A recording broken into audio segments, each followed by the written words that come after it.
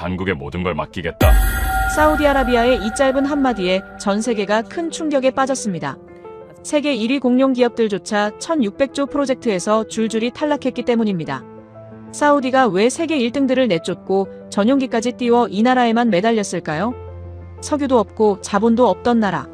하지만 전쟁터의 총성 속에서 모든 국가의 깃발이 내려갈 때 유일하게 현장을 지키며 자재 공장을 세우고 약속을 이행한 나라.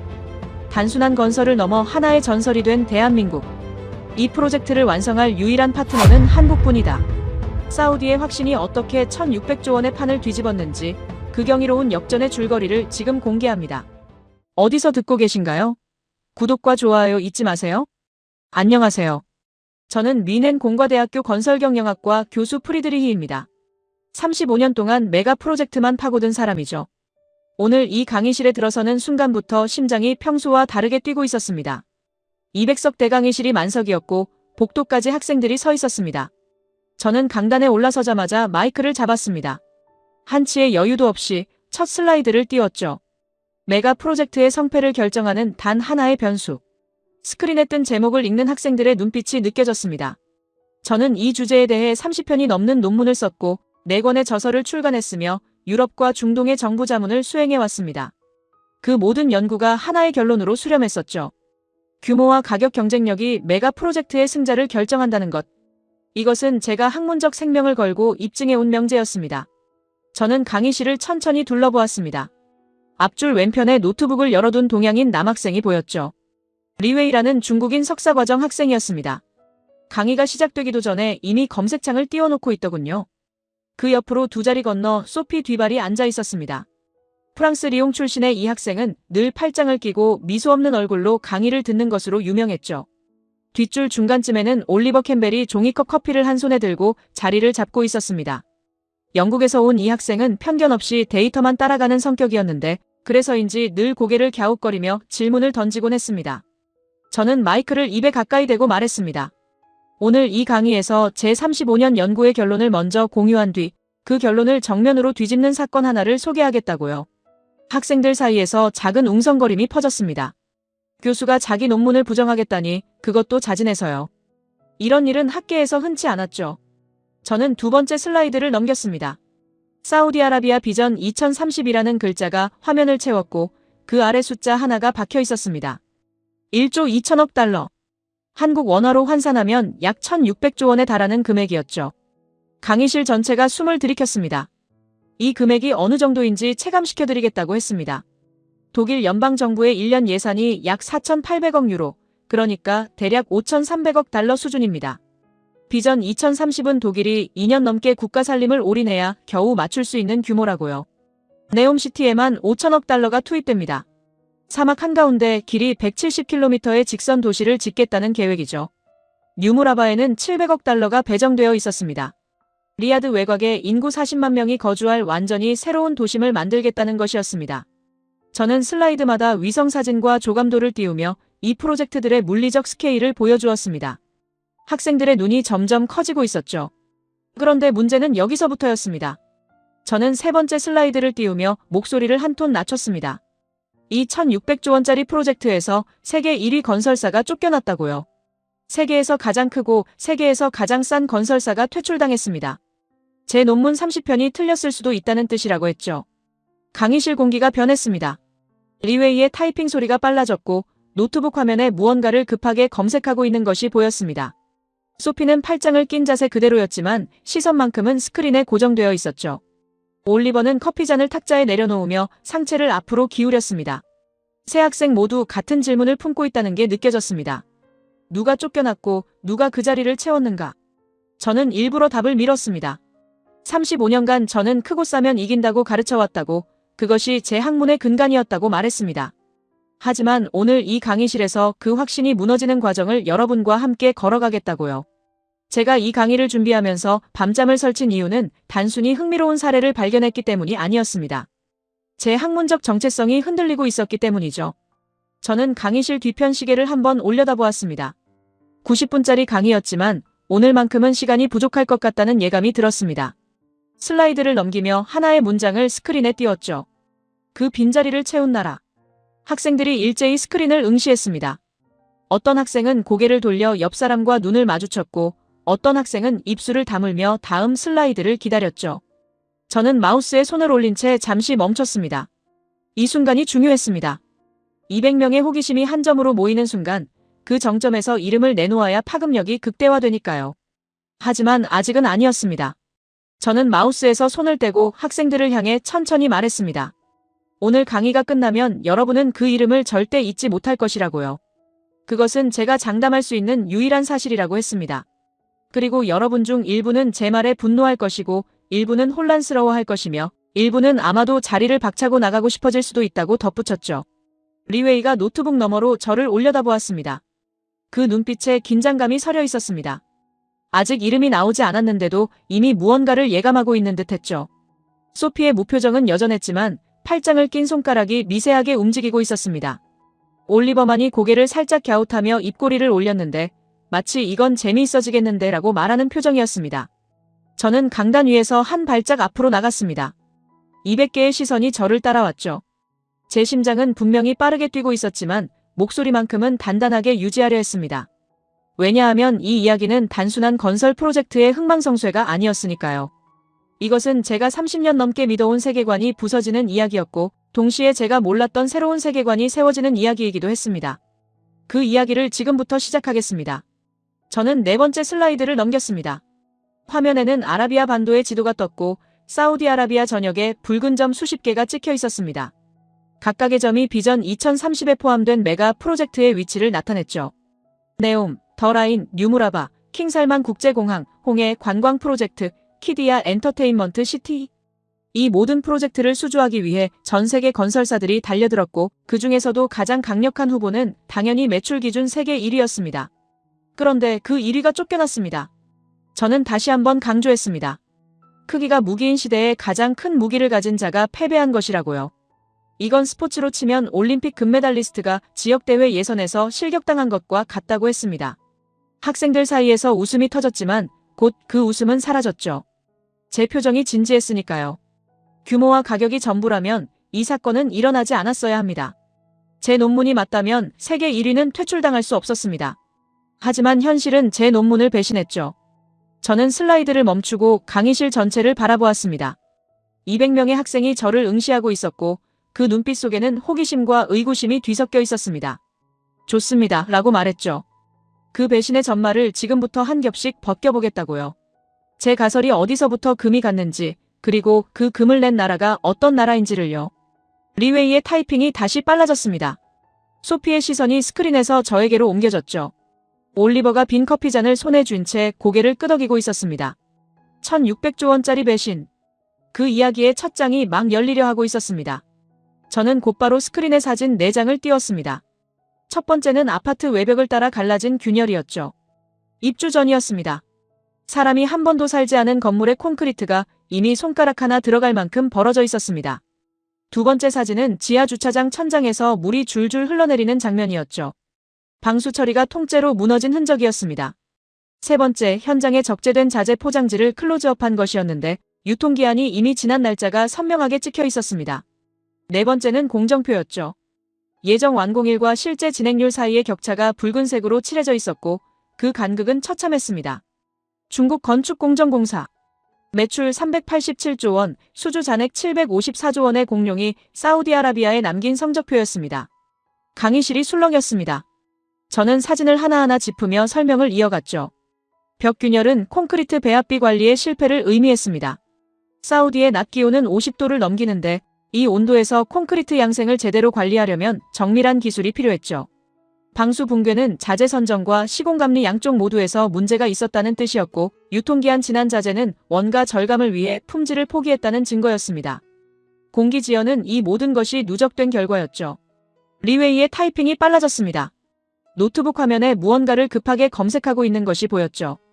반박할 자료를 찾고 있다는 걸 알 수 있었습니다. 하지만 저는 멈추지 않았습니다.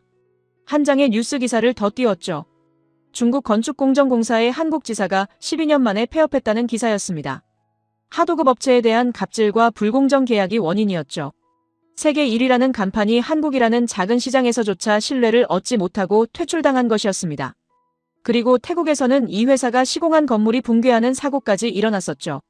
저는 슬라이드를 멈추고 학생들을 바라보았습니다. 이것이 규모의 실체라고 말했습니다. 387조 원의 매출이 벽 하나 제대로 세우지 못했다고요. 754조 원의 수주 잔액이 방수 한 번 제대로 하지 못했다고요. 그리고 다음 슬라이드를 넘겼습니다. 화면에 질문 하나가 떴죠. 그래서 사우디가 택한 대안은 200석의 시선이 스크린 한 점에 모였습니다. 저는 클릭 한 번으로 답을 꺼냈습니다. 화면 한가운데 네 글자가 나타났죠. 대한민국. 의자 삐걱거리는 소리가 여기저기서 났습니다. 몇몇 학생은 옆 사람을 돌아보았고 몇몇은 입을 반쯤 벌린 채 스크린을 응시했습니다. 예상 밖의 이름이었던 거죠. 리웨이의 손이 곧바로 올라갔습니다. 제가 지명하기도 전에 이미 말을 시작하고 있더군요. 교수님, 중국 건축공정공사 매출이 387조라고 하셨는데 한국 건설사를 전부 합쳐도 이 숫자에 못 미친다고 했습니다. 리웨이는 노트북 화면을 돌려 수치를 보여주며 사우디가 규모를 포기할 이유가 없다고 단언했습니다. 교수님, 논문이 증명하는 바로 그 원칙에 따르면 한국이 이 자리를 차지하는 것은 논리적으로 불가능하다고요. 저는 속으로 쓴웃음을 지었습니다. 리웨이가 제 가설을 제 앞에서 무기로 쓰고 있었으니까요. 규모가 전부라는 논리 크고 싸면 이긴다는 제35년의 결론을 리웨이가 자국의 방패로 삼고 있었죠. 자국 건설 산업의 자존심을 지키려는 열정이 느껴졌지만 동시에 아이러니하기도 했습니다. 그 방패의 원래 주인이 지금 방패를 내려놓으려 하고 있었으니까요. 소피가 코웃음을 쳤습니다. 팔짱을 낀 채 고개를 살짝 기울이더니 한국이냐고 반문했죠. K-팝 말고 건설도 하느냐는 투였습니다. 소피의 말투에는 늘 날이 서 있었지만 이번에는 그 칼날 아래 순수한 의아함이 깔려있는 것 같았습니다. 유럽의 건설 명가들, 빈치나 부이그, 호우티프가 아닌 한국이라는 이름이 소피의 건설. 산업지도 어디에도 없었던 거죠. 올리버만 달랐습니다. 빈 커피잔을 손에 쥔 채 고개를 갸웃하더니 근데 왜 바꿨을까 하고 중얼거렸습니다. 리웨이처럼 반발하지도 소피처럼 비꼬지도 않았죠. 규모에서 압도적으로 밀리는 나라를 사우디가 택한 이유, 그 빈칸이 올리버의 머릿속을 채우고 있는 게 느껴졌습니다. 저는 새 학생의 반응을 확인한 뒤 슬라이드 2장을 연달아 넘겼습니다. 리웨이의 말이 틀리지 않았다고 규모만 놓고 보면 한국이 이길 수 있는 게임이 아니라고 인정했죠. 그리고 여기에 더해 한국이라는 나라가 태생적으로 짊어진 핸디캡 두 가지를 보여주겠다고 했습니다. 첫 번째 슬라이드에 세계 원유 수입국 지도가 떴습니다. 한국에는 석유가 한 방울도 나지 않았죠. 국내 소비 원유의 90% 이상을 중동에서 수입하고 있었습니다. 사우디아라비아가 곧 한국의 에너지 생명줄이었던 셈이죠. 발주처가 시공사의 숨통을 쥐고 있는 구조. 협상 테이블에 앉기도 전에 기울어진 운동장이었습니다. 두 번째 슬라이드가 더 강렬했습니다. 1960년대 한국의 1인당 국민소득 그래프를 띄웠죠. 67달러. 당시 아프리카 가나의 1인당 국민소득이 179달러였으니 한국은 아프리카보다 가난한 나라였습니다. 불과 60년 전의 일이었죠. 강의실 곳곳에서 탄식이 새어나왔습니다. 리웨이의 눈이 빛났습니다. 이 데이터가 자신의 논리를 더욱 단단하게 만들어준다는 것을 알았기 때문이죠. 고개를 끄덕이며 교수님 논문이 맞다고 다시 한번 말했습니다. 규모가 전부라고요. 한국은 규모에서 이길 수 없다고 단언했죠. 원유도 없고 60년 전에는 아프리카보다 못 살았으며 건설사 전체를 합쳐도 중국 건축공정공사 하나를 당해내지 못한다고요. 리웨이의 반박은 정확했습니다. 숫자 하나 틀린 것이 없었죠. 바로 그것이 문제였습니다. 저는 강단 위에서 한 발짝 앞으로 나갔습니다. 학생들을 정면으로 바라보며 말했죠. 리웨이의 말이 전부 맞다고요. 숫자도 맞고 논리도 맞다고요. 그런데 사우디아라비아는 그 숫자와 논리를 무시했습니다. 세계 1위를 퇴출하고 한국을 택한 것이 현실이라고요. 그러면 우리가 물어야 할 질문은 한국이 이길 수 있느냐가 아니라고 했습니다. 왜 사우디는 숫자가 불리한 쪽을 택했느냐는 것이라고요. 무엇이 387조 원의 규모를 이겼느냐는 것이라고요. 리웨이의 타이핑이 멈췄습니다. 소피의 시선이 스크린에서 저에게로 옮겨졌죠. 올리버가 커피잔을 내려놓으며 등을 의자 뒤에 기댔습니다. 강의실 200명 전부가 같은 질문 앞에 서 있었습니다. 저는 스크린을 껐습니다. 슬라이드 없이 학생들의 눈만 바라보며 말했죠. 지금부터 그 이유를 한 겹씩 벗겨보겠다고요. 한국이 중동이라는 전장에서 마주한 조건들, 그 불가능에 가까운 조건들부터 먼저 꺼내놓겠다고요. 저는 다음 슬라이드로 손을 뻗었습니다. 저는 스크린을 다시 켰습니다. 화면에 사우디아라비아 사막의 위성 사진이 떴죠. 지표면이 하얗게 달아오른 열화상 이미지였습니다. 온도계 수치가 사진 한쪽에 박혀 있었는데 섭씨 53도를 가리키고 있었습니다. 저는 학생들에게 물었죠. 이 온도가 건설 현장에서 무엇을 의미하는지 아느냐고요. 콘크리트는 온도에 극도로 민감한 소재입니다. 타설 후 양생 과정에서 내부 온도가 적정 범위를 벗어나면 강도가 급격히 떨어지죠. 낮에 53도까지 치솟았다가 밤이면 영하 가까이 급냉하는 사우디의 기온은 콘크리트를 다루는 엔지니어에게 최악의 조건이었습니다. 배합비를 시간대별로 조절해야 했고 양생 온도를 실시간으로 모니터링해야 했으며 자재 보관 자체에도 항온 시스템이 필수였죠. 이전에 보여드린 균열 사진, 그 균열이 바로 이 기후를 통제하지 못한 결과였습니다. 올리버가 고개를 갸웃하며 손을 들었습니다. 그러면 이 조건은 모든 외국 기업에게 동일하게 불리한 것 아니냐고요. 맞는 말이었죠. 저는 고개를 끄덕이며 바로 그래서 다음 조건이 중요하다고 했습니다. 두 번째 슬라이드를 넘겼습니다. 세계 지도 위에 붉은 선이 거미줄처럼 퍼져 있었죠. 중국의 1대1로 프로젝트 노선도였습니다. 저는 이 지도가 단순한 인프라 투자가 아니라고 설명했습니다. 중국은 건설 수주를 정치와 금융과 묶어서 패키지로 제안하는 전략을 쓰고 있었죠. 도로를 지어줄 테니 자원 채굴권을 달라, 항만을 건설할 테니 장기 임대권을 달라, 이런 식이었습니다. 건설사 뒤에 국가가 서 있었고 그 국가 뒤에 수천억 달러 규모의 금융이 서 있었죠. 한국은 이런 패키지가 없었습니다. 순수하게 기술력 하나만 들고 나가야 하는 맨몸 승부였죠. 리웨이가 이 슬라이드를 보며 미세하게 고개를 끄덕이는 것이 보였습니다. 1대1로는 리웨이에게도 자부심의 원천이었을 테니까요. 저는 세 번째 조건으로 넘어갔습니다. 시간을 1970년대로 되돌렸죠. 한국 건설 노동자들이 중동에 처음 발을 디뎠던 시절이었습니다. 화면에 흑백 사진이 떴습니다. 장비라고는 삽과 곡괭이가 전부인 남자들이 사막 한가운데 서 있었죠. 크레인도 없었고 믹서 트럭도 없었습니다. 기술 매뉴얼조차 번역본이 없어서 일본어 교재를 베끼며 배웠다는 기록이 남아 있었습니다. 이것이 한국 건설의 출발점이었죠.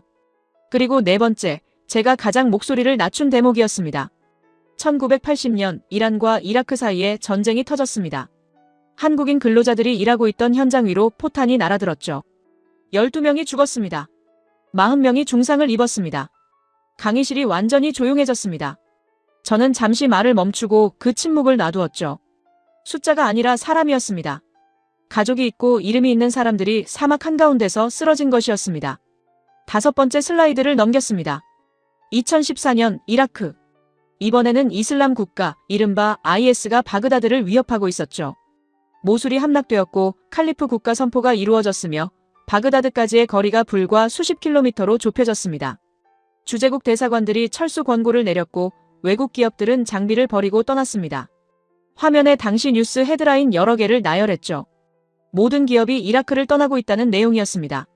저는 여기서 리웨이를 바라보며 물었습니다. 리웨이, 당신 말대로라면 이 조건에서 규모가 작은 나라가 이길 방법이 있겠습니까? 리웨이가 자신만만하게 대답했습니다. 없다고요. 그리고 한마디를 덧붙였죠. 사우디 품질 문제는 서방 언론의 과장이라며 중국 기업들은 적어도 공기를 지켰다고 했습니다. 리웨이의 목소리에는 확신이 묻어 있었습니다. 자국 기업을 향한 마지막 방어선을 치고 있는 듯 했죠. 그런데 올리버가 끼어들었습니다. 잠깐 하며 노트북 화면을 돌려보였죠. 올리버가 강의 도중에 직접 검색한 자료였습니다. 사우디 정부가 공식적으로 품질 미달 업체를 퇴출했다는 기록이 있다고요. 공기지연도 사우디 주택부 공식 보고서에 명시되어 있었다고 했습니다. 올리버의 말투는 담담했지만 그 내용은 리웨이의 주장을 정면으로 부정하는 것이었죠. 리웨이의 표정이 굳어졌습니다.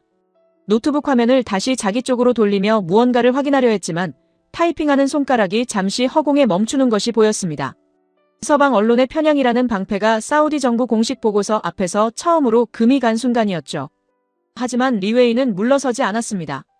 턱을 살짝 치켜들며 화면을 노려보았는데 아직 인정할 준비가 되지 않은 사람의 몸짓이었습니다. 소피는 양쪽의 공방을 지켜보다가 한마디를 던졌죠. 어느 쪽이든 한국이 유리할 조건은 하나도 없어 보인다고요. 소피다운 결론이었습니다. 감정을 배제하고 조건만 따지면 한국에게 유리한 변수는 정말 단 하나도 없었으니까요. 50도의 기후, 정치와 금융을 묶은 중국의 패키지 전략, 장비도 기술도 없던 출발점, 전쟁터에서 죽어간 노동자들, 그리고 IS의 위협까지.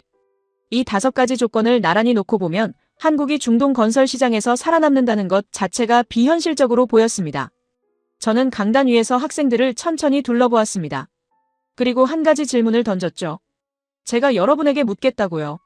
전쟁이 터지면 도망가는 게 정상이라고 했습니다. 사람 목숨보다 중요한 계약은 없으니까요. 그렇지 않습니까? 200명이 고개를 끄덕였습니다. 당연한 말이었으니까요. 포탄이 날아오는 현장에서 공사를 계속한다는 것은 미친 짓이었고, 테러 조직이 수도를 위협하는 나라에서 사업을 이어간다는 것은 자살 행위에 가까웠습니다. 모든 합리적 판단은 철수를 가리키고 있었죠. 저는 고개를 끄덕이며 말했습니다. 맞다고요. 합리적 판단은 철수입니다. 그런데 합리적이지 않은 선택을 한 나라가 하나 있었다고요. 리웨이가 눈을 가늘게 뜨며 저를 올려다보았습니다. 소피의 팔짱이 미세하게 조여졌죠. 올리버가 커피잔을 내려놓으며 상체를 앞으로 기울였습니다. 저는 다음 슬라이드에 손을 올렸습니다. 이 슬라이드부터는 제 가설의 균열이 생기기 시작합니다. 슬라이드가 바뀌자 화면에 이라크 지도가 떴습니다. 바그다드 남쪽 25km 지점에 붉은 핀이 하나 꽂혀 있었죠. 비스마야. 저는 그 이름을 천천히 읽었습니다. 2012년 한화건설이 이곳에서 101억 달러짜리 계약에 서명했다고요. 한국 원화로 약 14조 7천억 원. 학생들 사이에서 숨소리가 들렸습니다. 저는 프로젝트의 규모를 설명했습니다. 10만 가구, 입주 예정 인구 60만 명. 사막 허벌판에 도시 하나를 통째로 세우겠다는 계획이었죠. 아파트만 짓는 것이 아니었습니다. 도로, 상하수도, 정수장, 전기 배전망, 학교, 병원, 경찰서, 관공서까지 포함된 완전한 도시였습니다. 윈헨 외곽의 위성도시 하나를 새로 짓는다고 상상해보라고 했죠. 그것도 인프라가 전무한 사막 한가운데서요. 학생들의 표정이 달라졌습니다. 이것이 아파트 몇 동 올리는 이야기가 아니라는 걸 깨달은 거죠. 그런데 2014년이 왔습니다. 저는 앞서 보여준 IS 관련 뉴스 헤드라인을 다시 한 장 띄웠습니다. 모술 함락 칼리프 선포, 바그다드 위협. 비스마야는 바그다드에서 불과 25km 떨어져 있었죠. IS의 전선에서 차로 30분 거리에 건설 현장이 있었던 겁니다. 각국 대사관이 철수 권고를 내렸고 외국 기업들이 장비를 두고 떠났습니다. 저는 화면에 당시 이라크에 진출해 있던 외국 건설사 목록을 띄운 뒤 하나씩 붉은 줄로 지워나갔습니다. 미국 기업, 줄. 유럽 기업, 줄. 그리고 중국 기업들도 전부 줄이 그어졌죠. 저는 리웨이를 바라보았습니다. 리웨이, 당시 이라크에 있던 중국 기업들은 어떻게 했습니까? 리웨이가 노트북 화면을 내려다보았습니다. 타이핑을 하지 않았죠. 검색할 필요가 없었을 겁니다. 답을 이미 알고 있었으니까요. 리웨이의 입술이 미세하게 움직였지만 소리는 나오지 않았습니다.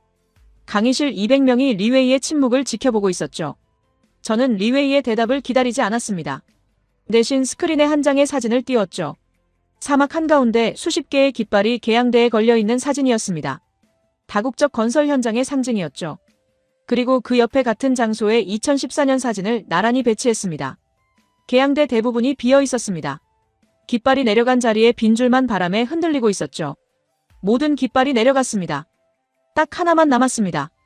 저는 그 말을 하고 잠시 멈췄습니다. 강의실의 정적이 무거웠죠. 그리고 덧붙였습니다. 리웨이, 중국 기업들의 깃발도 그때 내려갔다고요. 리웨이의 시선이 노트북 화면에 고정된 채 움직이지 않았습니다. 서방 언론의 편향이라며 자신만만하게 반박하던 리웨이가 올리버의 팩트체크에 한 번 금이 간 뒤 지금 두 번째 균열을 맞고 있었죠. 자국 기업이 철수했다는 사실 자체를 부정할 수는 없었으니까요. 그건 편향이 아니라 역사였습니다. 올리버가 조용히 말했습니다. 교수님, 이건 규모의 문제가 아닌 것 같다고요. 올리버의 목소리는 낮았지만 또렷했습니다. 387조 원 매출의 기업이 떠나고 그보다 훨씬 작은 한국 기업이 남았다면 이 차이를 만든 것은 규모가 아니라 다른 무엇이라고요. 올리버는 제 가설의 첫 번째 금을 그었습니다. 학생의 입에서 나온 말이었지만 제가 스스로 꺼내지 못한 문장이기도 했죠. 소피가 끼어들었습니다. 팔짱을 낀 채 감동적이지만 이건 한 건의 사례일 뿐이라고요. 체계적 경쟁력이라고 볼 수 있느냐며 날카롭게 물었습니다. 소피는 늘 그랬죠. 감정이 올라오는 순간에도 분석의 칼날을 먼저 꺼내는 학생이었습니다. 소피의 질문은 정당했습니다. 한 건의 사례가 구조적 우위를 증명하지는 못하니까요. 하지만 저는 소피의 질문에 바로 답하지 않았습니다. 대신 한화건설이 IS 위협 속에서 무엇을 했는지를 먼저 보여주어야 했죠. 자재 공급이 끊겼습니다. 국경이 봉쇄되었고 외국에서 들여오던 시멘트와 철근과 배관 자재가 전부 막혔죠. 보통이라면 이 시점에서 공사가 멈춥니다. 자재가 없으면 건물을 올릴 수 없으니까요. 그런데 한화건설은 현장 반경 안에 자재 공장을 직접 지었습니다. 시멘트 공장, 벽돌 공장, 창호 공장, 배관 자재 공장까지. 공장이 17개였습니다. 자급자족 체제를 사막 한가운데 구축한 거죠. 저는 이 숫자를 반복했습니다. 17개라고요. 전쟁터 한복판에서 자재가 끊긴 상황에서 철수하는 대신 공장을 17개 세웠다고요. 이것은 용기라는 단어만으로는 설명이 되지 않았습니다. 시스템이었죠. 돌발 상황에 대응하는 조직적 역량이었고 현장에서 문제를 해결하겠다는 의지가 구체적인 인프라로 전환된 것이었습니다. 강의실이 다시 조용해졌습니다. 리웨이는 여전히 노트북 화면을 응시하고 있었지만 더 이상 타이핑하지 않았습니다. 소피의 팔짱이 미세하게 풀리는 듯 했다가 다시 조여졌죠. 올리버만이 고개를 천천히 끄덕이고 있었습니다. 저는 강단 위에서 한 걸음 물러서며 말했습니다. 제 논문에 전쟁 리스크라는 변수는 있었다고요. 프로젝트의 리스크 매트릭스에 지정학적 불안정성이라는 항목을 넣고 그것이 비용과 공기에 미치는 영향을 수식으로 모델링해 왔다고요.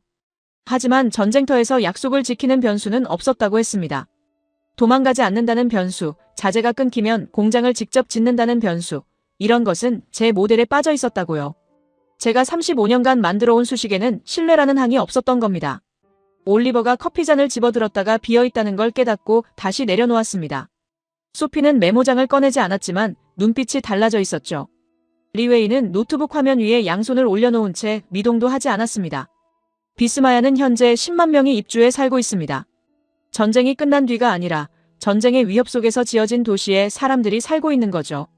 저는 이 사실을 마지막으로 언급하며 소피의 질문을 떠올렸습니다. 이것이 한 건의 사례인지 체계적 경쟁력인지는 다음 이야기를 들은 뒤에 판단해도 늦지 않을 것이라고요. 소피의 눈이 잠깐 커졌다가 다시 가늘어졌습니다. 인정하지는 않겠지만 궁금하다는 표정이었죠. 저는 그 표정을 확인하고 다음 슬라이드로 넘어갔습니다. 소피의 질문이 아직 강의실에 남아 있었습니다. 한 건의 사례일 뿐이라는 말. 체계적 경쟁력이라고 볼 수 있느냐는 물음. 저는 그 질문에 답하기 위해 슬라이드를 준비해 두었죠. 화면에 공장 내부 사진이 떴습니다. 항온으로 유지되는 거대한 실내 공간에서 콘크리트 벽체와 기둥이 줄지어 만들어지고 있었죠. 마치 자동차 조립 라인처럼 정밀한 공정이었습니다. 저는 이것이 PC공법, 프리캐스트 콘크리트라고 설명했습니다. 현장에서 콘크리트를 타설하는 것이 아니라 항온 항습이 통제된 공장 안에서 벽체와 기둥과 슬래브를 미리 제작한 뒤 현장으로 운반해 조립하는 방식이었죠. 앞서 보여드린 사우디의 기후를 떠올려 보라고 했습니다. 낮 53도, 밤 급냉. 이 온도 편차가 콘크리트 양생을 망치는 주범이었죠. 중국 건축공정공사의 균열 사진이 바로 이 문제의 결과였습니다. 하지만 PC공법은 이 변수를 원천적으로 제거했죠. 공장 안은 사계절 내내 동일한 온도였으니까요. 50도든 영하든 상관없이 공장에서 만들어진 부재는 설계 강도를 정확히 달성했습니다. 현장에서는 레고 블록을 끼우듯 조립만 하면 되었죠. 저는 두 개의 영상을 나란히 틀었습니다. 왼쪽은 중국 기업의 재래식 현장 타설 장면이었고 오른쪽은 한국 기업의 PC공법 조립 장면이었죠. 왼쪽에서는 폭염 속에 노동자 수십 명이 거푸집을 세우고 콘크리트를 붓고 있었습니다. 오른쪽에서는 크레인이 공장에서 만들어진 벽체를 들어올려 정확한 위치에 내려놓고 있었죠. 속도도 정밀도도 투입 인력도 차원이 달랐습니다. 리웨이가 화면을 응시하고 있었는데 조금 전까지만 해도 반박 자료를 검색하던 손이 무릎 위에 내려와 있었습니다. 저는 여기서 멈추지 않았습니다. PC공법은 시작일 뿐이라고 했죠. 두 번째 슬라이드에 디자인 빌드라는 단어를 띄웠습니다. 한국 건설사들이 사우디에 제안한 것은 단순한 시공이 아니었습니다. 설계, 자재 조달, 시공, 감리까지 전 과정을 일괄 책임지는 원스톱 솔루션이었죠. 비스마야에서 이 시스템이 어떻게 작동했는지를 보여주었습니다. 아파트만 지은 것이 아니라 도로를 깔고 상하수도를 매설하고 정수장을 세우고 전기 배전망을 구축하고 학교와 관공서까지 도시를 통째로 구동시킨 것이었죠. 발주처 입장에서는 한 군데와 계약하면 도시 전체가 완성되는 구조였습니다. 여러 업체를 조율할 필요가 없었고 책임 소재도 명확했죠. 그리고 세 번째, 저는 소프트웨어 이야기를 꺼냈습니다. 화면에 도시의 3차원 가상 모델이 떴죠. 건물만 있는 것이 아니라 바람이 불고 있었습니다. 건물 사이로 흐르는 바람의 경로가 색깔로 표시되어 있었고 에너지 효율이 실시간으로 계산되고 있었죠. 네이버가 개발한 디지털 트윈 기술이었습니다. 도시가 물리적으로 완성되기 전에 가상 공간에서 먼저 도시를 돌려보는 것이었죠. 바람길은 적절한지, 에너지 소비는 최적화되었는지, 교통 흐름의 병목은 없는지를 시뮬레이션으로 검증한 뒤 실제 건설에 반영하는 방식이었습니다. 저는 학생들을 바라보며 말했습니다. 하드웨어만 짓는 나라와 하드웨어에 두뇌까지 심어주는 나라가 있다고요. 규모가 아니라 급이 달랐던 것이라고요. 제 논문 30편이 놓친 변수가 바로 이것이라고 했습니다. 규모와 가격만으로 메가 프로젝트를 설명하려 했던 제 모델에는 기술의 밀도라는 차원이 빠져 있었던 거죠. 그리고 결정타를 꺼냈습니다. 2025년 10월 사우디아라비아 주택부 장관이 직접 인천공항에 내렸다는 뉴스를 띄웠죠. 장관이 한국 건설사들을 만나기 위해 전용기를 타고 날아온 것이었습니다. 보통은 시공사가 발주처를 찾아가죠. 수주를 따기 위해 프레젠테이션을 준비하고 로비를 하고 경쟁 입찰에 참여합니다. 그런데 이 경우는 반대였습니다. 발주처가 시공사에게 구애하러 온 것이었죠. 삼성물산, GS건설, 대우건설과 협약을 맺기 위해 장관이 직접 움직인 겁니다. 강의실이 웅성거렸습니다. 발주처가 시공사를 찾아온다는 것은 건설산업의 권력 구조가 뒤집힌 것이나 마찬가지였으니까요. 저는 이 장면의 의미를 짚었습니다. 사우디는 돈이 부족한 나라가 아니라고요. 1600조 원을 쏟아부을 수 있는 나라가 기술을 사러 날아온 것이라고요. 돈으로 살 수 없는 것이 있다는 뜻이었죠. 리웨이가 노트북을 닫았습니다. 그 순간을 저는 정확히 보았습니다. 화면을 내리거나 창을 최소화한 것이 아니라 덮개를 닫은 것이었죠. 강의 시작부터 한 번도 손에서 놓지 않았던 무기를 내려놓은 것이었습니다. 매출 387조를 외치며 자신만만하게 반박하던 리웨이, 서방 언론의 편향이라며 방패를 들었던 리웨이, 중국 기업의 철수 앞에 침묵했던 리웨이가 지금 마지막 무기마저 내려놓았습니다. 더 이상 반박할 데이터가 없다는 것을 리웨이 스스로 인정한 순간이었죠. 올리버가 확신에 찬 목소리로 말했습니다. 교수님, 이건 기술 생태계의 차이라고요. 개별 기술이 뛰어난 것이 아니라 하드웨어와 소프트웨어, 설계와 시공, 건설과 정보기술이 하나의 생태계로 통합되어 있는 것이라고요. 올리버의 분석은 정확했습니다. 소피가 처음으로 팔짱을 풀었습니다. 그리고 가방에서 메모장을 꺼내 무언가를 적기 시작했죠. 강의 내내 메모 한 줄 하지 않던 소피였습니다. 하지만 소피는 소피였죠. 펜을 놓으며 한마디를 던졌습니다. 수익성은 검증되었느냐고요.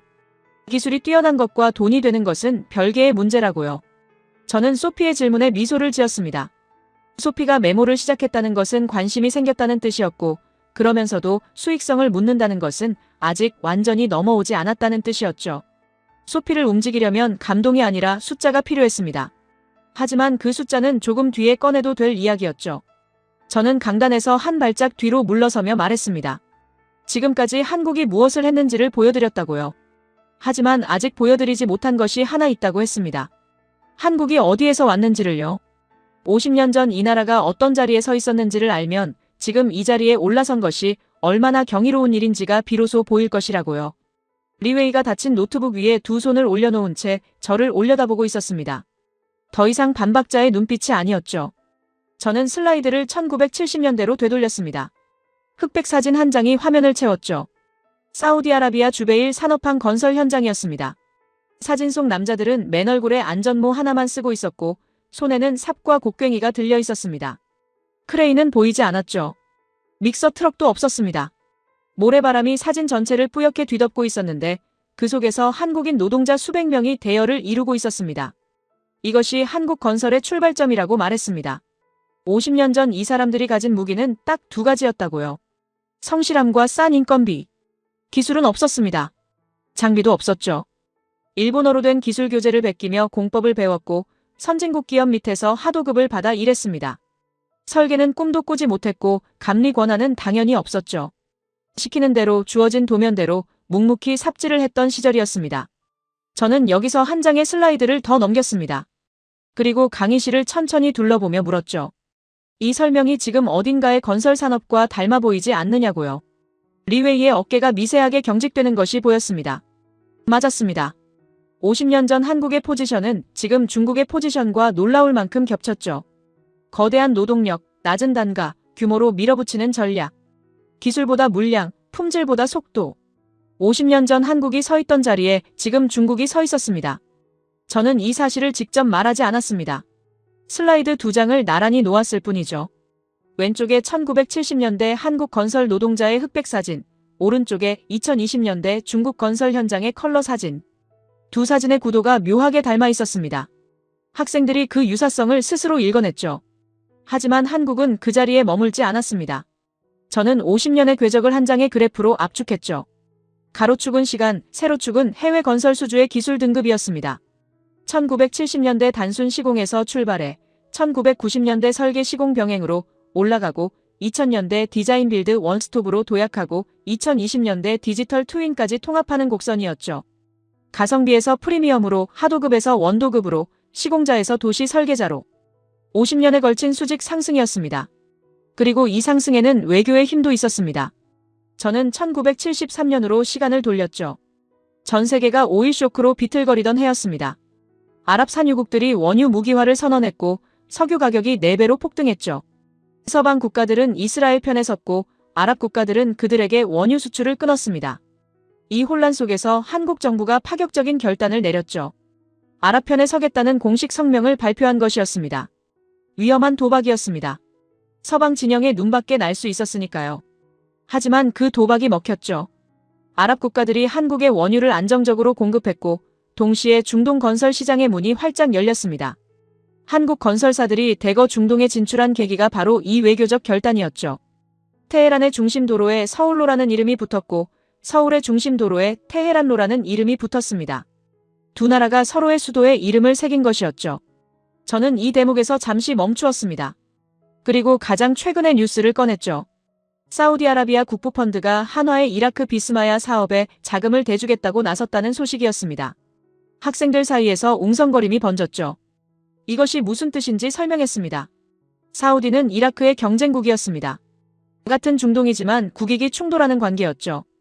그런데 사우디가 이라크에서 진행 중인 한국 기업의 프로젝트에 자기 돈을 대겠다고 나선 것이었습니다. 남의 나라 공사판에 돈을 대서라도 한국 기업의 기술을 묶어두겠다는 뜻이었죠. 저는 강단 위에서 한 발짝 앞으로 나가며 말했습니다. 이것으로 제35년 가설은 완전히 무너졌다고요. 규모와 가격이 승자를 결정한다는 명제가 사우디 국부펀드의 이 결정 앞에서 산산조각이 났다고 했습니다. 사우디는 가장 크고 가장 싼 기업을 쫓아내고 가장 비싸더라도 가장 믿을 수 있는 기업을 택했으며 심지어 경쟁국의 사업에까지 돈을 대서라도 그 기업을 놓치지 않으려 한 것이었죠. 그때 리웨이가 조용히 손을 들었습니다. 노트북은 여전히 닫혀 있었죠. 이번에는 반박이 아니었습니다. 리웨이의 목소리가 달라져 있었습니다.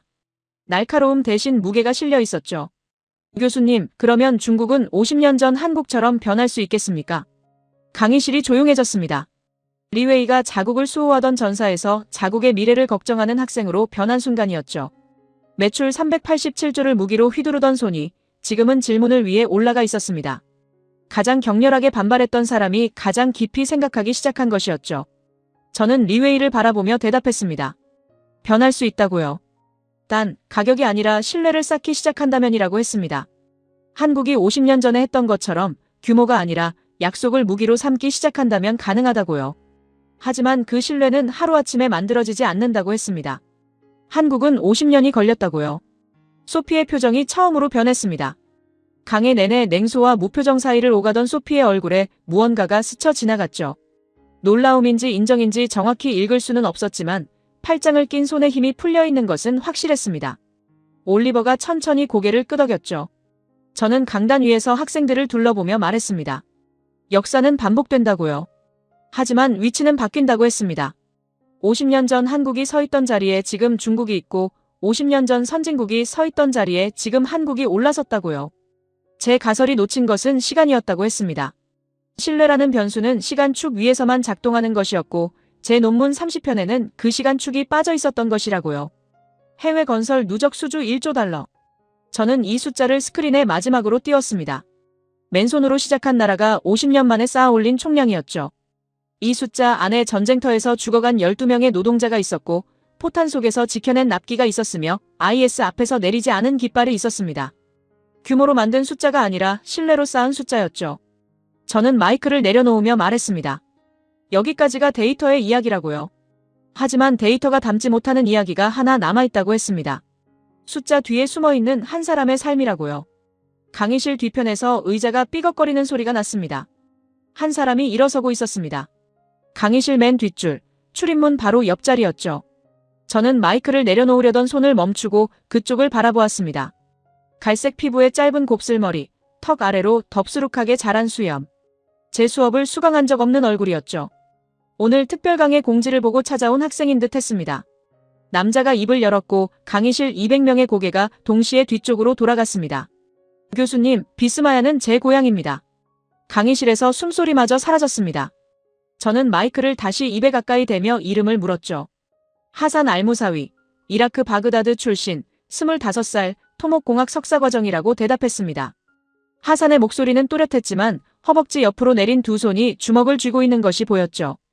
저는 자리에서 편하게 말해도 된다고 했습니다. 하산이 고개를 저었습니다. 통로로 나와 강단 쪽을 향해 걸어 내려오기 시작했죠. 200명 앞에 서겠다는 뜻이었습니다. 하산의 구두 소리가 계단식 강의실에 울렸습니다. 한 계단, 두 계단, 세 계단. 학생들의 시선이 하산의 발걸음을 따라 아래로 내려왔죠. 하산이 강단 바로 아래 통로에 멈춰서서 몸을 돌려 학생들을 바라보았습니다. 순간 하산의 눈과 리웨이의 눈이 마주쳤죠. 리웨이가 먼저 시선을 떨어뜨렸습니다. 하산은 숨을 한번 깊이 들이쉰 뒤 이야기를 시작했습니다. 하산은 비스마야에서 태어나지 않았다고 했습니다. 바그다드 외곽의 판자촌에서 태어났다고요. 지붕이 양철판이었고 벽은 시멘트 블록을 쌓아 올린 것이었는데 여름이면 실내 온도가 45도를 넘겼다고 했죠. 물은 하루에 2시간만 나왔고 전기는 이틀에 한 번 들어왔다고 합니다. 하산은 이것이 자신이 아는 세상의 전부였다고 말했습니다. 2014년 하산이 13살이던 해에 세상이 무너졌다고 했죠. 이슬람 국가가 모술을 집어삼켰고 검은 깃발이 남쪽으로 밀려 내려왔다고요. 바그다드 외곽에서도 폭탄 소리가 들리기 시작했고 이웃집 남자 셋이 하루아침에 사라졌다고 했습니다. 아버지가 새벽에 가족을 깨웠죠. 트럭 한 대에 가족 6명과 이불 몇 채를 싣고 남쪽으로 달렸다고 합니다. 목적지는 없었다고요. 그냥 포탄이 떨어지지 않는 곳이면 어디든 좋았다고 했습니다. 하산의 어머니가 막내 여동생을 품에 안고 트럭 짐칸에서 울고 있었는데 하산은 울지 않았다고 했죠. 무서워서 울 수조차 없었다고요. 사막을 달리던 중에 아버지가 트럭을 멈추었다고 했습니다. 하산의 목소리가 여기서 처음으로 흔들렸죠. 모래바람 너머로 건물이 올라가고 있었다고요. 모든 것이 무너지고 있는 나라에서 무언가를 세우고 있는 사람들이 있었다고 했습니다. 하산은 트럭 짐칸에서 일어나 먼지투성이 유리 너머로 그 풍경을 바라보았다고 했죠. 폭염 속에서 노란 안전모를 쓴 사람들이 크레인 옆에 서 있었고 콘크리트 벽체가 하늘로 들어 올려지고 있었다고 합니다. 아버지가 말했다고요. 저 사람들은 한국에서 온 사람들이라고. 하산은 한국이 어디에 있는 나라인지 몰랐다고 했습니다. 아시아인지 유럽인지도 구분하지 못했다고요. 하지만 하나는 알 수 있었다고 했죠. 모든 외국인이 떠난 땅에서 떠나지 않은 사람들이라는 것을요. 하산의 가족은 비스마야에 정착했습니다. 아직 완공되지 않은 구역이었지만 이라크 정부가 피난민에게 임시 거주를 허용했다고 했죠. 처음에는 완성된 동 하나에 여러 가족이 몰려 살았다고 합니다. 엘리베이터도 작동하지 않았고 복도에 이불을 깔고 잠을 자는 사람들도 있었다고요. 하지만 매일 아침 창밖을 보면 어제 없던 벽이 서 있었고 어제 없던 도로가 깔려 있었다고 했습니다. 한국 엔지니어들이 새벽부터 현장에 나와 있는 모습을 하산은 매일 보았다고 했죠. 폭염이 시작되기 전 이른 시간에 콘크리트를 타설하고 해가 가장 높은 시간에는 공장 안에서 벽체를 제작하고 해가 기울면 다시 현장에 나오는 패턴이 반복되었다고 합니다. 건물이 하나씩 올라갈 때마다 하산의 세계가 넓어졌다고 했습니다. 도로가 깔렸고 생전 처음 수도꼭지를 틀면 깨끗한 물이 나오는 경험을 했다고 했죠. 상하수도가 연결되고 전기가 24시간 들어오기 시작했을 때 어머니가 울었다고 합니다. 판자촌에서 이틀에 한 번 들어오던 전기에 익숙했던 사람이 밤새 꺼지지 않는 불빛을 처음 본 것이었죠. 병원이 문을 열었을 때 하산의 여동생이 태어나서 처음으로 의사에게 진찰을 받았다고 합니다. 경찰서가 생기자 밤에 문을 잠그지 않고 잘 수 있게 되었다고요. 도시라는 것이 벽돌과 콘크리트의 집합이 아니라 안전과 존엄의 집합이라는 것을 하산은 비스마야에서 처음 알았다고 했습니다. 그리고 학교가 세워졌습니다. 하산의 주먹이 풀렸습니다. 두 손을 허벅지 옆에 내린 채 강의실을 천천히 둘러보며 말했죠. 그 학교에서 처음 글을 배웠다고요. 14살에 처음으로 교실이라는 공간에 앉아보았다고 했습니다. 책상이라는 것 위에 팔을 올려본 것도 처음이었다고요. 판자촌에서는 학교에 다닌 적이 없었다고 했습니다. 전쟁 때문이기도 했지만 애초에 걸어서 갈 수 있는 거리에 학교가 없었기 때문이기도 했다고요. 한국 엔지니어들이 지은 학교의 교실에 앉아서 알파벳을 배우고 숫자를 배우고 처음으로 시험이라는 것을 치렀다고 했습니다. 선생님이 하산의 시험지에 빨간 펜으로 동그라미를 쳐주었을 때 그것이 태어나서 처음 받은 칭찬이었다고요. 하산이 고개를 들어 저를 바라보았습니다. 눈가에 물기가 번져 있었지만 목소리는 단단했죠. 그 학교가 없었다면 저는 이 강의실에 앉아있지 못한다고 했습니다. 토목공학을 공부하겠다는 꿈도 꾸지 못했을 것이고 독일어를 배울 기회도 뮌헨 공과대학의 지원서를 쓸 일도 없었을 것이라고요. 교수님이 보여주신 숫자들은 전부 맞다고 했습니다. 101억 달러, 10만 가구, 자재공장 17개. 하지만 그 숫자 뒤에는 제 삶이 있다고요. 제가 살아있는 증거라고 했습니다. 그리고 하산이 몸을 돌렸습니다. 리웨이를 똑바로 바라보았죠. 강의실 전체의 공기가 팽팽하게 당겨지는 것이 느껴졌습니다. 하산이 말했습니다. 당신이 말한 규모와 가격, 저도 안다고요. 387조 원이라는 숫자도 알고 중국이 세계 1위라는 것도 안다고 했죠. 하지만 제 고향에 남아준 건 가장 큰 회사가 아니었다고요. 가장 믿을 수 있는 회사였다고 했습니다. 리웨이가 고개를 숙였습니다. 닫힌 노트북 위에 올려놓았던 두 손이 천천히 무릎 위로 내려왔죠. 아무 말도 하지 않았습니다. 반박도 질문도 변명도 없었죠. 강의 초반에 387조를 외치던 목소리가 서방 언론의 편향을 주장하던 확신이 지금은 고개 숙인 침묵으로 바뀌어 있었습니다. 그 침묵이 이 강의실에서 나온 그 어떤 대사보다 무거웠죠. 200명의 완전한 정적이 이어졌습니다. 아무도 기침하지 않았고 아무도 의자를 움직이지 않았죠. 소피가 눈을 깜빡였습니다. 한 번, 두 번, 세 번. 고개를 살짝 돌려 창밖을 보았죠. 이 강의 내내 단 한 번도 감정을 드러내지 않았던 소피의 눈이 붉어져 있었습니다. 팔짱은 이미 풀려 있었고 메모장 위에 올려놓은 손끝이 미세하게 떨리고 있었죠. 날카로운 질문도 냉소적인 코웃음도 수익성 따위의 단어도 사라진 자리에 어떤 울림이 남아있는 듯 했습니다. 올리버가 천천히 박수를 치기 시작했습니다. 처음에는 올리버 혼자였죠. 정적 속에서 박수 소리가 강의실 벽을 때리고 돌아왔습니다. 한 번, 두 번, 세 번. 올리버 옆자리에서 한 명이 따라쳤고 그 뒤에서 두 명이, 그 옆에서 5명이 합류했죠. 박수가 파도처럼 뒷줄에서 앞줄로 번져 내려왔습니다. 하지만 함성이나 환호는 없었죠. 조용하고 묵직한 박수였습니다. 한 사람의 삶 앞에서 떠들 수 없다는 것을 200명 모두가 본능적으로 알고 있었죠. 하산이 고개를 숙여 인사했습니다. 그리고 통로를 따라 다시 뒷자리로 걸어 올라갔죠.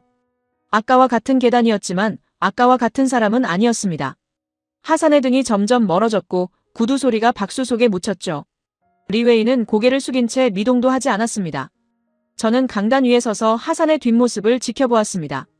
35년간 논문을 쓰면서 수천 개의 데이터 포인트를 다뤄왔지만 그 데이터 하나하나에 누군가의 하루가 걸려있고 누군가의 눈물이 묻어있고 누군가의 첫 번째 동그라미가 새겨져 있다는 사실을 이토록 선명하게 느낀 적은 없었죠. 101억 달러라는 숫자가 10만 가구라는 통계가 하산이라는 한 사람의 얼굴로 바뀌는 순간이었습니다. 숫자는 논문에 실리지만 사람은 역사에 남는다는 것을 저는 오늘에야 깨달았죠. 박수가 서서히 잦아들었습니다. 강의실에 다시 정적이 찾아왔죠.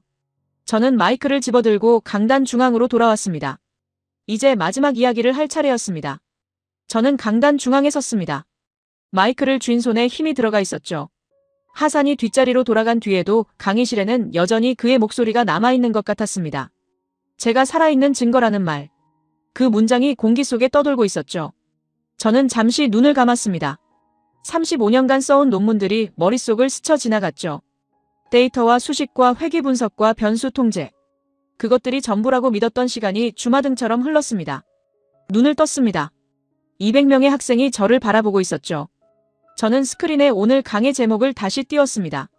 메가 프로젝트의 성패를 결정하는 단 하나의 변수. 이 제목을 걸고 강의를 시작했을 때 저는 이미 답을 알고 있다고 생각했습니다.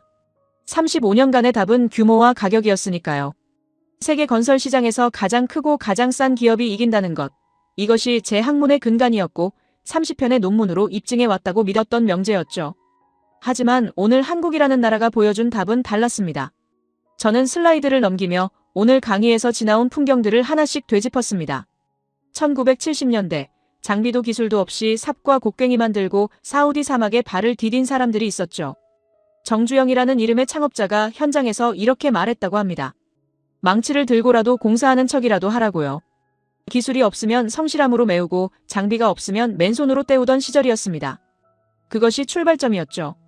1980년 이란과 이라크 사이에 전쟁이 터졌습니다.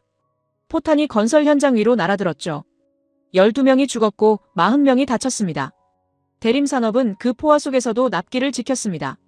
사람이 죽어가는 현장에서 약속을 지킨다는 것이 무엇을 의미하는지 저는 오늘에야 비로소 이해했죠. 그것은 계약서에 적힌 의무가 아니었습니다. 목숨을 담보로 쌓아 올린 신뢰였습니다. 2014년 이슬람 국가가 바그다드를 위협했을 때 모든 깃발이 내려갔습니다. 미국도 유럽도 중국도 떠났죠. 하지만 한화건설의 깃발만 남았습니다. 자재가 끊기자 공장을 17개 세워서 자급자족했고 사막 허벌판에 10만 명이 살 수 있는 도시를 완성했죠. 그리고 그 도시에서 한 소년이 처음으로 글을 배웠습니다.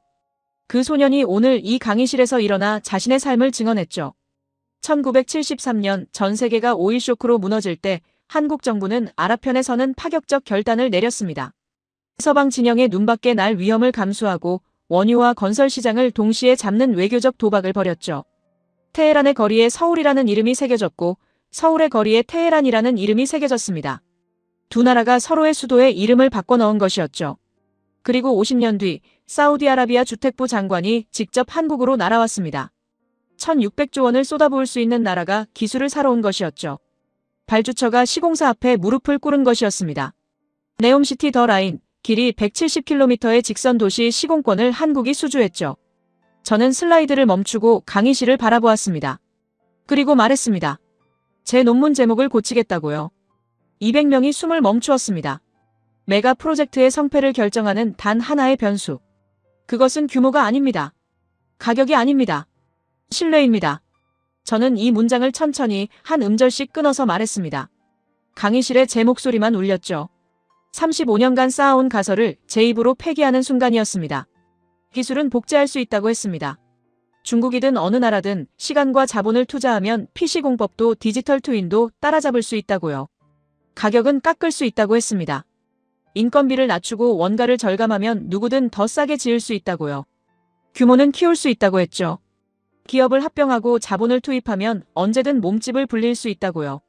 하지만 전쟁터에서 지킨 약속, 포탄 아래서 지켜낸 납기, 50년간 한 삽 한 삽 쌓아 올린 신뢰, 그것은 복제할 수 없다고 했습니다. 그래서 이것은 건설이 아니라고요. 전설이라고 했습니다. 강의실이 완전한 정적에 잠겼습니다. 2초, 3초, 4초. 시간이 멈춘 것 같았죠. 소피가 먼저 일어섰습니다. 강의 내내 팔짱을 끼고 냉소를 날리던 소피, 감동적이지만 수익성은 어떠냐고 칼날 같은 질문을 던지던 소피, 감정을 보이는 것 자체를 약점이라 여기는 듯했던 소피가 200명 중 가장 먼저 자리에서 일어선 것이었습니다. 소피의 손바닥이 부딪히는 소리가 강의실에 울렸죠. 강하고 또렷한 박수였습니다. 눈가가 붉어진 채로 하지만 고개는 꼿꼿이 세운 채로 소피가 박수를 쳤습니다. 올리버가 바로 따라 일어섰습니다. 빈 커피잔을 탁자에 놓으며 양손으로 박수를 쳤죠. 뒷줄에서 하산이 일어섰습니다. 하산 옆에 학생이, 그 옆에 학생이, 그 뒤에 학생이 연쇄적으로 일어났죠. 박수가 물결처럼 강의실 전체로 퍼져나갔습니다.